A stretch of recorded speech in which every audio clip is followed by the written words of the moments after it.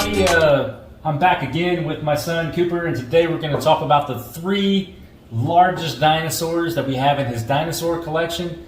These are really awesome. We have the Brontosaurus here. This is Colossal TRex, and then we have Mosasaurus here, and we'll talk to you a little bit about some of the favorite things about each of these and kind of what they do and what you can expect. And I think, Cooper, we're going to start with the biggest, right?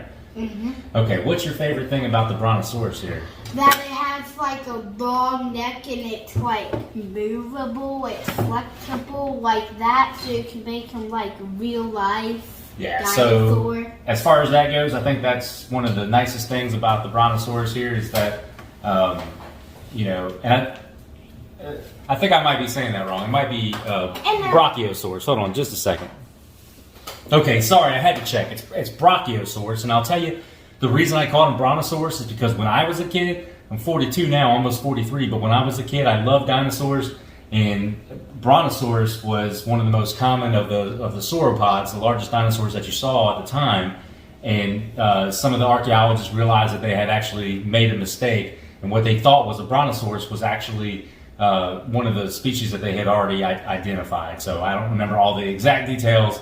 This isn't like a dinosaur archaeology video, but this toy, if you're looking for it, and I'll put a link to all these down below in the description, is a Brachiosaurus. Okay, so like we were saying, the points of movement here on the neck, it can go down like real far if you want to like simulate that. It can also turn. Yeah, and it can turn to the side, and then it can come all the way up here, and the jaw does open and close, and it's just a really cool toy, and if you have a lot of dinosaurs, this, I always try to kind of, make them comparably size realistic, because you don't want to have a little itty bitty sauropod that's supposed to be so much larger than some of these other dinosaurs, and it just won't make sense. So we were trying to make the play a little bit more realistic. So anything else that you want to say about the Brachiosaurus, buddy? That its feet can move, like it can go all the way up to here,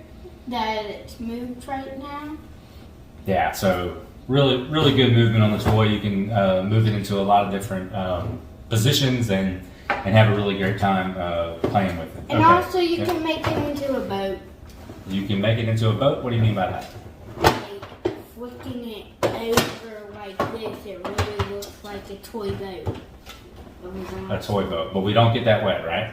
No. Okay, let's slide Brachiosaurus over to the side. Okay, the boat. Who are we going to talk about next? The medium biggest. Alright, the second largest we have is obviously a T-Rex. This is one that I got that is a little bit larger than it would be realistically, especially compared to the Brachiosaurus. Can you stand him back up for me, buddy? Yes. The thing I really like about this is super colossal T-Rex, and the thing is there's so many different versions of these dinosaurs out there.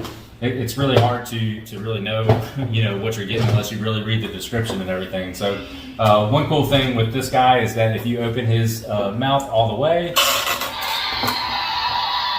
he does make a good roar sound. And then there's like a really big throat there. And we should have brought a smaller dinosaur to demonstrate with. But if you actually make him swallow a dinosaur, then you can open this little, I think Cooper went to get one to show you. Go get a little dinosaur. You can open this little kind of trap door here that goes up into the T-Rex's belly, and actually have him, eat things. The only thing you're going to do to set this T-Rex up when you unbox it is the tail actually comes in a separate, not attached, and you're pretty much just going to hook the tail into the rest of the body. So, okay, Cooper, do you want to go ahead and show everybody how he can eat a smaller dinosaur? So, if you take these, you open up his mouth, and you put them inside. You flip him over if you want to get them out. And there's a little hole to get his belly open, and it pops open. So can you get your little dinosaurs out? Yep, and then there they are. Yes, and then you close it back up and you can do it again. All right, why don't you go ahead and stand him up, and then we're going to talk about the third largest dinosaur that we have in Cooper's collection now. And that is the Mosasaurus. And Mosasaurus also has a very large mouth that you can open up all the way. Unlike the T-Rex, there's no way to really make it swallow anything, but there is. Well, it won't go all the way through like the T-Rex though. But I think the biggest thing that you should know with the Mosasaurus, and this is something that Cooper and I kind of butted heads on a little bit at first, was he really wanted to put this in the water. And there's a lot of dinosaur videos out there, like where they kind of make actual movies with the dinosaur toys, and they do show the Mosasaurus toy getting wet, but it is not made for that. So I don't let Cooper do that because we don't want this to be ruined, right? We want to have it for a long time. And if you get it submerged in water, that water is going to get trapped inside here, and there's a good chance it's going to grow mold and stuff in there. So you definitely don't want to get your Mosasaurus wet. Now you can move the basically these fins around to get it to be able to sit upright like this in different positions. Yeah, the Dinosaur Scanner. I'm going to talk about that. That's a real good point, buddy. We're going to talk about that in just a second, okay?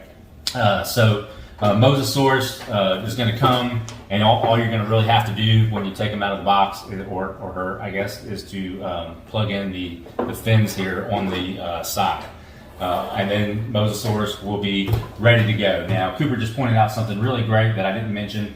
I believe all three of these dinosaurs, and most of the officially licensed Jurassic Park, Jurassic World products, come with these little scanner things that you can scan with your phone in the Jurassic Park game. If you have a phone, or your mom or dad has a phone, you can download an app and I'll put the name of the actual app in the description, and you scan the little shape here on the bottom of the dinosaur, and then it'll bring up that dinosaur in the app, and it'll tell you everything you want to know about it. You can see it like roaring. You can even see it like fighting other dinosaurs and stuff like that. So yeah, it's really cool, and I'm pretty sure that. Can we get that app though?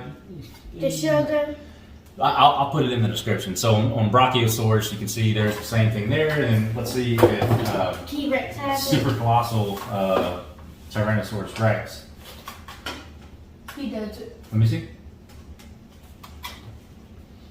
Yeah, so some of them don't. I don't know what the rhyme or reason is to that. So on our T-Rex here, he doesn't seem to have the code. But just about all the dinosaurs we do have the code. So these are the three biggest dinosaurs that we have in the collection.